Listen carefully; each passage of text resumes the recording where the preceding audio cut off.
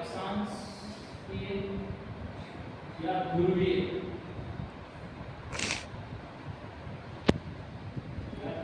अक्षांश,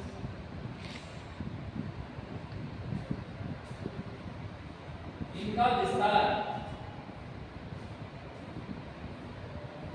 66 डिग्री से 90 डिग्री दोनों गोलार्धों में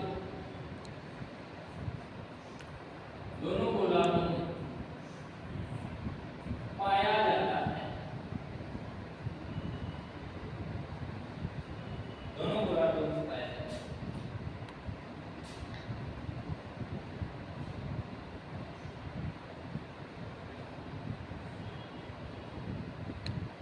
साढ़े 7 डिग्री उत्तरी और दोनों गोलार्धों, यहाँ से इस पार्ट में और यहाँ से इस पार्ट में, ठीक है। यहाँ पर वर्ष में एक बार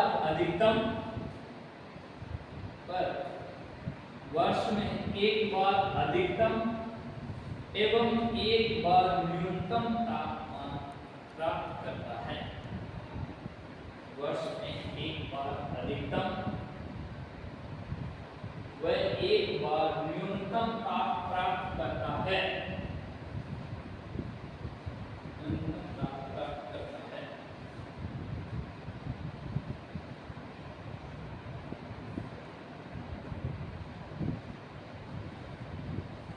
यहाँ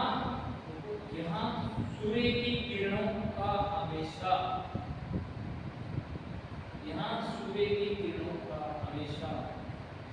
अभाव रहता है,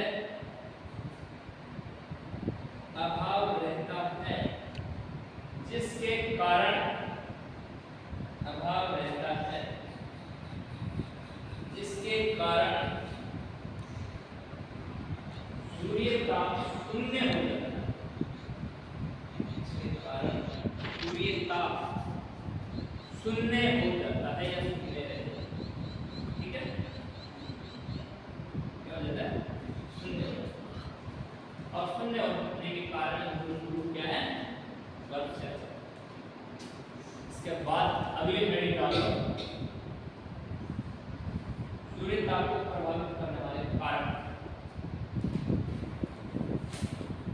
सूर्य ताप को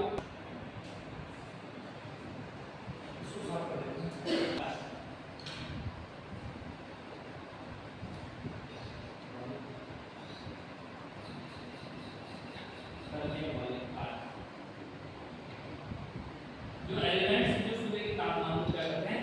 प्रभावित करते हैं। नंबर 1 लिखना। नंबर 1, सूर्य की किरणों का सापेक्षिक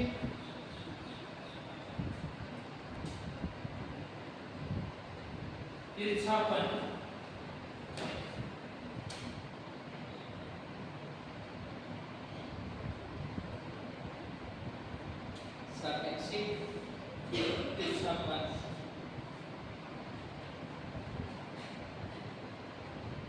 और इसकी बात हमने की है कि जब सूर्य की किरणें पृथ्वी पर कभी भी समान रूप से एक साथ नहीं गिरती है। हमने कहा है अब पृथ्वी पर तो एक समान गिरती है, लेकिन हम कहते हैं एक समान नहीं गिरती है। हम जिन अक्षांशों की बात करते हैं उन अक्षांशों पर कभी समान नहीं गिरती है। अर्थात जो अक्षांश अधिक तिरछे होंगे वहां सूर्य का कम प्राप्त होगा।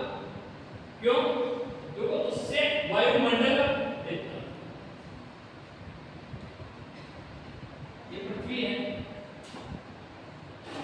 ये सूर्य। मुझे ये बता दो, यहां से यहाँ की दूरी कम है या यहाँ से यहाँ की दूरी? किसकी दूरी है? चलो ये अच्छा लग गया, वो बराबर बना के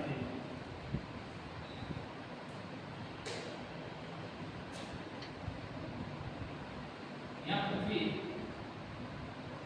अब मुझे बता दो,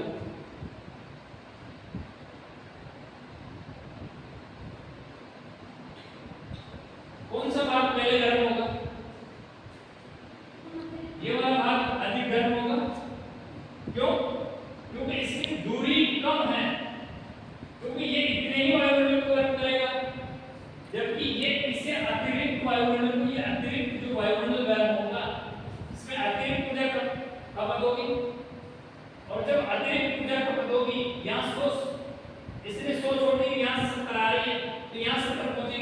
तो 60 पहुंच पाएगी। क्यों? क्योंकि वो इसे भी तो गर्म करेगी ना भाई। यहाँ से 100 आएगी, लेकिन 100 में से सिर्फ 30 कहाँ खर्च करती है? 30 हम मान लेते हैं साहब वायुमंडल को गर्म करने में करते हुए। वायुमंडल से पढ़ते हैं आपके लिए ना, आपके लिए तो वायुमंडल को उष्मा बजट बढ़ेगी तब पता लगेगा कितनी तो वायुमंडल को गर्म करने में खपत हो गई। 14%, 9%, 27%, कितने जलवाष्प में बदल गई और कितनी ऊर्जा हम वापस रिफ्लेक्स कर दी बादलों से टकराकर। इसको अतिरिक्त समय लगेगा और अतिरिक्त ऊर्जा की खपत होगी, तो यहाँ टेम्परेचर क्या होगा? कम पहुंचेगा। ये सूर्य की विक्षेपण को प्रदर्शित करता है। जितनी किरण तिरछी होगी उतना ही सूर्य का कम होगा। नंबर 2, दिन की अवधि। नंबर 2, दिन की अवधि। ये तो समझ में आ गया ना सूर्य की किरणों का सापेक्ष विक्षेपण क्या कहलाता है? दिन की अवधि। अब वो सब दिन की अवधि हम पहले पृथ्वी पर दिन और रात दोनों बराबर नहीं होते हैं, नहीं होते भाई। आप और हमारे कहने से नहीं होते, बाकी 12 घंटे की और 12 घंटे रात होते हैं। लेकिन ये सूर्य की स्थिति से चारों चक्कर लगाने वाली जो स्थिति है उसके मुताबिक इसके अनुपात क्या होती है? जब सूर्य उत्तरायण ये कर्क रेखा पर, हम कर्क रेखा में ले रहे हैं, हमें तो ये पता लगा है कि इस कर्क रेखा के साथ यहाँ तो तापमान 50 सेंटीग्रेड हो गया। 21 जून को सूर्य कर्क रेखा पर चमकता है, मकर कर्क रेखा पर सीधा। तो इस कर्क रेखा पर तापमान 50 सेंटीग्रेड है, क्या इस मकर रेखा पर भी 50 सेंटीग्रेड होगा क्या? नहीं होगा। क्यों? क्योंकि ये इसके समक्ष नहीं चमकेगी। यहाँ दिन की अवधि क्या होगी? लंबी होगी, रातें छोटी हो जाएगी। क्यों?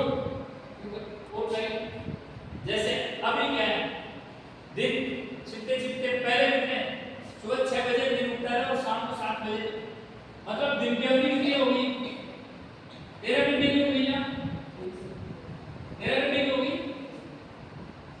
आजकल क्या हो रहा है? 6 बजे तो दिन उठ रहे हैं और 6 बजे अस्त हो रहे हैं। यहाँ कितने घंटे की? 12 घंटे की। 12 घंटे का हम बाद की बात कर रहे हैं, हम जा रहे हैं। ये जून का महीना है, ये सितंबर का महीना है, और जैसे ही नवंबर दिसंबर आ जाएगा तो दिन तो उगेगा 7 बजे। कब उगेगा? अस्त कितने बजे हो जाएगा? 5 बजे क्या हो जाएगा? अस्त हो जाएगा। तो ये सूर्योदय है। सूर्योदय कितना घंटे कम हो गया? 2 घंटे। इसका मतलब दिन तो कितने घंटे का रह गया? 10 घंटे का। और रात्रि 14 घंटे।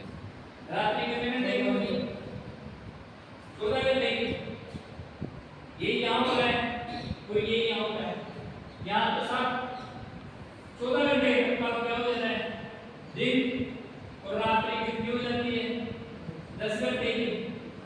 अब मुझे बताओ, जो 14 घंटे तपेगा तो 10 घंटे तो ठंडा हो जाएगा क्या? नहीं होगा। यदि उसे जितना तपना है उतना ही गर्म होना है तो बराबर समझिए एक ही चीज। तो यहाँ क्या हो रहा है? अधिक दिन की अवधि बढ़ गई, दिन लंबा होने लग गया, तापमान में क्या होगी? वृद्धि। दिन छोटा हो गया, तापमान में क्या होगी? कमी। तो दिन की अवधि प्रभावित कर रही है कि नहीं कर रही है? आ रहा है? कर दोगे? याद रहना चाहिए ये अपन वो खुद की लाइन कैसे नहीं है, अपने केवल देसी भाषा से जैसे समझा रहे हैं वो कैसे समझा रहा है, कैसे बिल्कुल सटीक जवाब कैसे देना है।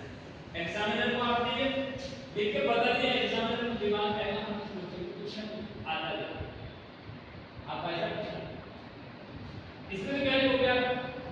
सिर्फ कैसे लिख दोगे मुझे बता दो। सिर्फ लिख दोगे दिन की अवधि कितनी होती है, इसके अनुसार ये होता है, ये होता है। अब अगले बार दिन की अवधि तो बताओ। अब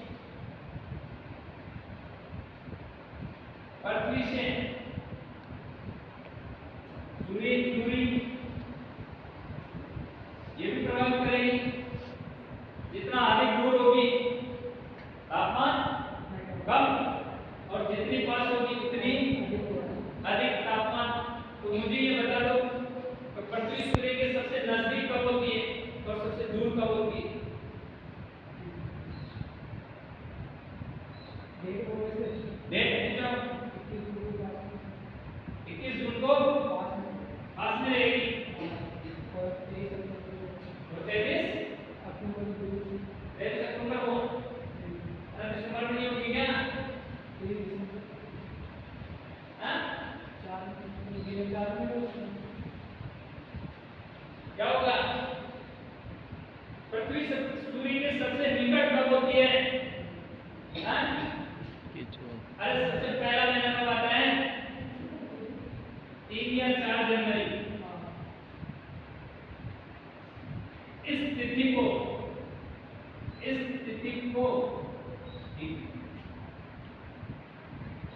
सूर्य से पृथ्वी सबसे नजदीक, सबसे पास होती है। और 4 जुलाई को तिथि को सूर्य पृथ्वी से सबसे दूर होती है, सबसे दूर होती है। लिख लेना, कहीं वहां कहीं पकड़ में नहीं आया ना, 90% बची है कि सबसे दूर किसी समय सबसे पास में कब होती है? जुलाई में। क्यों? हम देखते हैं कि जुलाई में सबसे ज्यादा तापमान मिलता है, लेकिन ये ऐसे नहीं। अब स्थिति को क्या कहते हैं? अपसोर, इसे कहते हैं अपसोर और इसे कहते हैं उपसोर। आए